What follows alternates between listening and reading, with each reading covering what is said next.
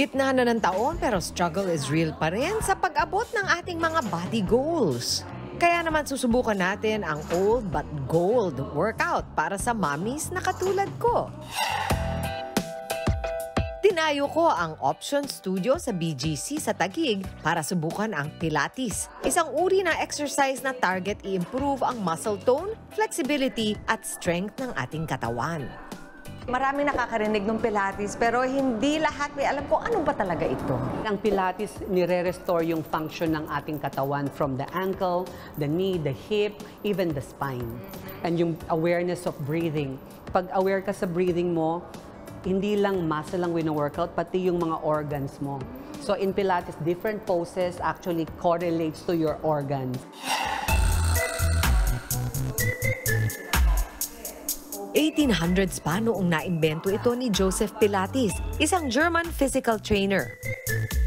Sumikat ang Pilates sa mga mananayaw noong 1920 dahil napansin nilang nakatulong din itong mapabilis ang paggaling ng ilang injuries.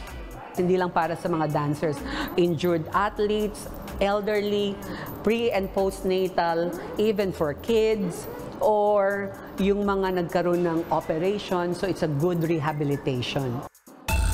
Layon din ng Pilates na pagandahin ang posture at pahabain ang muscle sa tulong ng mga spring na nasa iba't ibang gamit sa workout na ito. Dahil sa mga benepisyong hatid ng Pilates sa ating katawan, aba syempre, hindi ko pinalampas ang pagkakataon na subukan ito.